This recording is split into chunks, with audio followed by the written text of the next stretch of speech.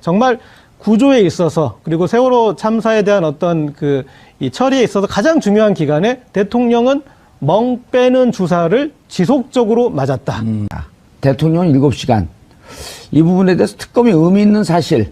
특검이 결국 세월호 7시간을 밝히려고 김영재 원장을 마지막까지 조사하다 결국 밝혀내지 못했단 말이에요. 그러니까 그렇게 의미 있는 사실을 밝혀내지 못한 것을 아무것도 없지 않았냐라고 하는 게 조금 새로운 측면이거든요.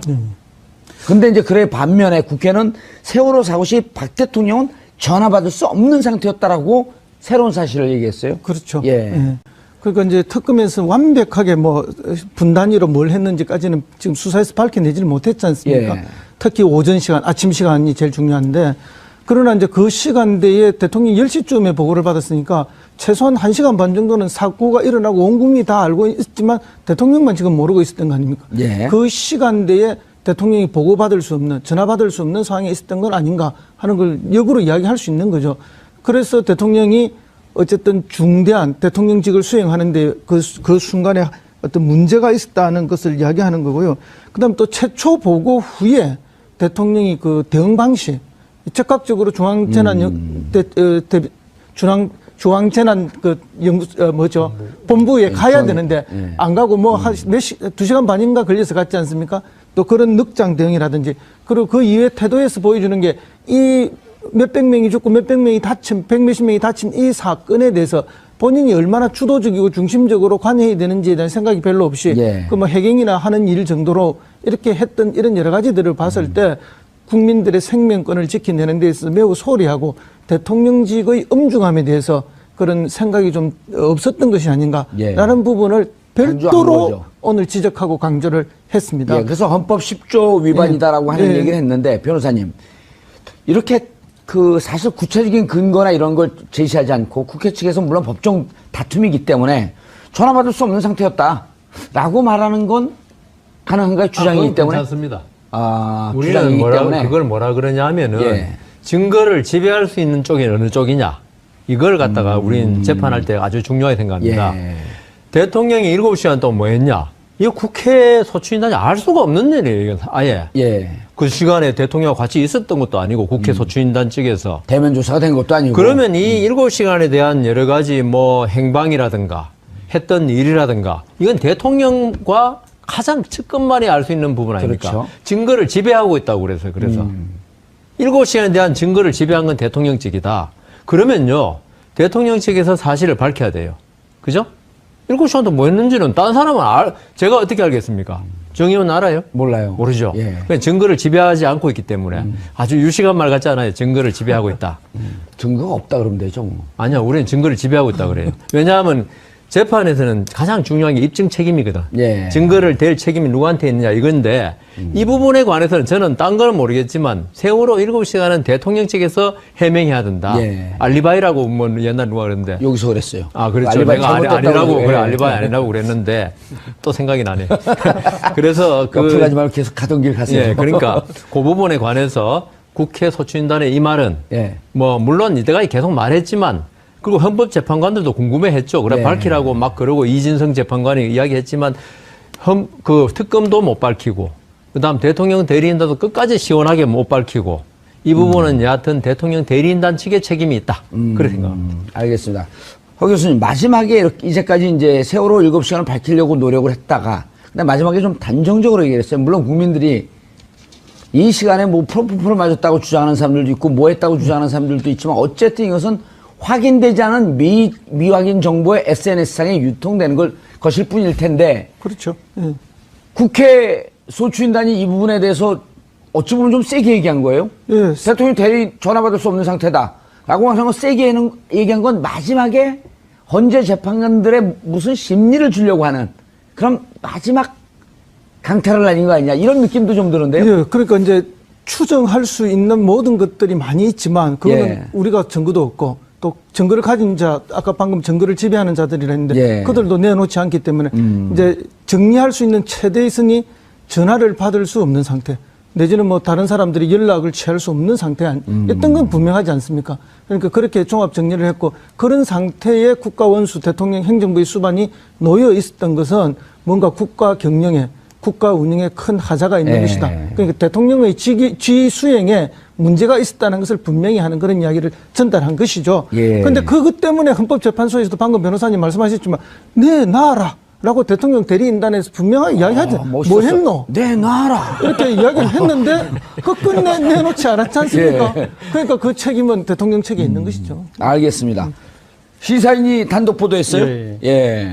요거 이제 간단히 설명드리면 헌법재판소는 헌법 위반을 다투기 때문에 헌법에 있는 국민의 생명권 보장을 했느냐 못했느냐를 따지기 위해서 내놔라라고 강력하게 요청을 할 수 있는 반면에 특검 같은 경우는 이제 법률로 들어가면은 이게 특검법의 수사 대상인지 아니면 범죄에 해당하는지 그렇게 따져봐야 되니까 그럼 좀 사실은 소극적일 수밖에 없지 않습니까? 그래서 이쪽에 대해서도 이제 좀 수산했지만 특검에서 밝힌 것은 핵심적인 의혹에 대해서는 유의미한 사실을 찾지 못했다. 여기서 이제 유의미한 사실이란 거는 국민들이 그때 혹시 뭐 시술 받은 거 아니야? 뭐 한 거 아니야? 펄펄 마신 거 아니야? 예. 그거를 명확하게 얘기해 줄 수는 없다라는 이제 그런 내용인 것 같고요. 예. 대신에 부수적으로 몇 가지 조사된 것이 있다 이렇게 얘기를 했는데 저희 이제 취재진이 그 부수적으로 조사된 내용을 듣고 그리고 또 다른 어떤 부분에 추가 취재를 해서 특히 이제 주진우 기자가 이 부분을 이제 규명을 했는데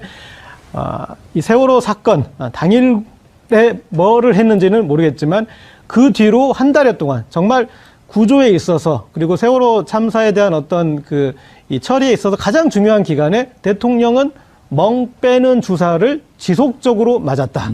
그래서 그것들이 이제 사진 자료도 있고 그리고 진술이나 여러 가지 이제 정황 조건으로 이제 추론을 해보고 그리고 예. 그럼 왜 그렇게 계속 멍 빼는 주사를 맞아야 했을까? 그러니까 계속 대통령이 지금 공개석상에 나와야 되는데 멍이 계속 남아 있어서 뭔가 의심과 의혹을 받을 수 있으면 안 되니까 그런 주사를 맞았겠지 않습니까? 그러면 그 주사를 필요로 하는 그 전에 무슨 어떤 시술을 했겠느냐. 그래서 이제 지금 추론으로는 줄기세포 시술 가능성이 있다. 그리고 그것에 대해서 성형외과 의사나 전문가들도 의혹을 제기하는 상태.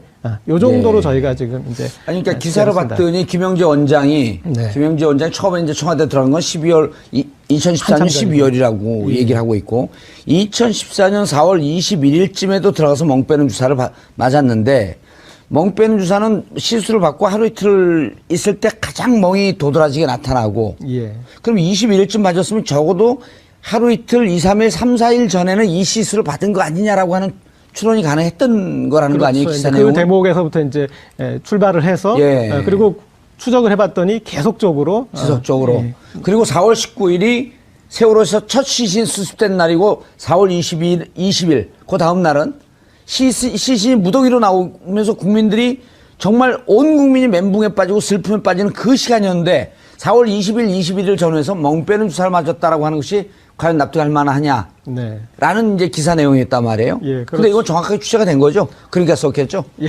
제가 주진우 기자를 별로 신뢰하지 않았어. 제가 예. 좀 잠깐만 멘트하자면 예. 어떻게 보면 있죠. 예. 이 400몇 명인가의 생명하고 대통령의 얼굴 미용하고 어느 게 중요하냐라는 인식의 차이 아닌가, 인식을 드러내는 게 아닌가.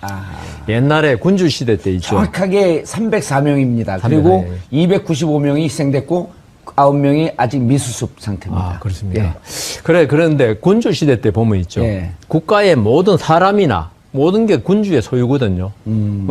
그때는 백성이라는 게 인권이 없어요. 인격이 없어요. 예. 인격이라는 게 고매한 인격이 아니고. 그래서 이 부분에 관해서, 대통령, 헌법소추단에 특별히 이야기하는 의미가 있다. 그 대통령이 어떤 진짜 민주주의 국가에서는 국민이 주인이고, 예. 대통령은 이들을 보호하는 게 가장 중요한 임무거든요. 뭐, 세월호 문제만이 아니라. 그런데 대통령이 그런 의무를 게을리하고 본인의 어떤 미용에 신경을 썼다. 이게 과연, 이거는 법적으로는 사실 형법상의 업무상 과실치사는 안 되거든요. 그래서 이 문제가 중요했고. 근데 한편으로 생각하면, 국회 소추인단은 왜 이 이야기를 지금 아주 중요한 날 제시했을까? 약간의 깨름직한 건 있어요. 그 7시간 동안 정말 우리 국민들을 살릴 수도 있었던 그 시간에 도대체 어떤 일이 있었는지 특검이 지금 기간이 지금 연장이 안 됐기 때문에 안타깝게 다 밝혀내지 못해서는 부분적으로라도 진실을 밝혀줄 걸 기대하고 있고요.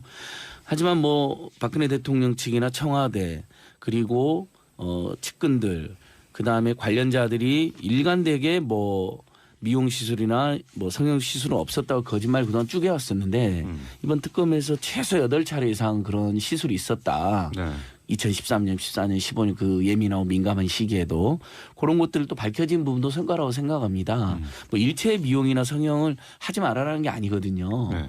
중대한 업무 시간에 또는 아주 중요한 생사를 다투는 그런 시간에도 그런 게 있었을 개연성이나 의혹이 있기 때문에 사람들이 문제 제기하는 거라고 생각하고요. 네. 그런 부분들도 밝혀져야 되고 만약에 특검이 일부를 밝혀졌으면 나머지는 또 검찰의 몫이 되는 겁니다. 그래서 지금 청와대 압수수색 못 했잖아요. 네. 영장까지 발부됐는데 그리고 박근혜 대면 조사도 안 됐습니다. 네.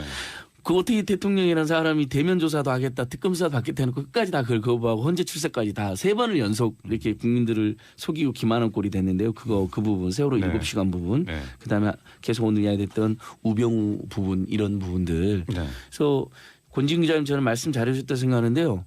우병우 전 수석이 소환할 때 이른바 째려보기 소환, 황제 소환, 팔짱 소환 뭐 이렇게 3개로 요약될 수 있잖아요. 네. 그렇게 할 수 있었던 건 상당히 믿는 구석이 있었기 때문인 거고 실제로 통화를 여러 번 했다는 것까지 밝혀지고 있으니까 네. 네. 그것도 뭐 처음에는 검찰총장하고만 통화한 줄 알았더니 나머지 검찰 고위 관계자들하고 뭐 엄청 통화를 했다는 거 이렇게 확인이 되면 네. 우리 국민들 다시 한번 열 받게 되는 거거든요. 네. 검찰 정말 제대로 수사 안 하면 고비처도 만들어지고 수사권도 조정되고 이런 운명의 노예일 수밖에 없습니다. 네. 예.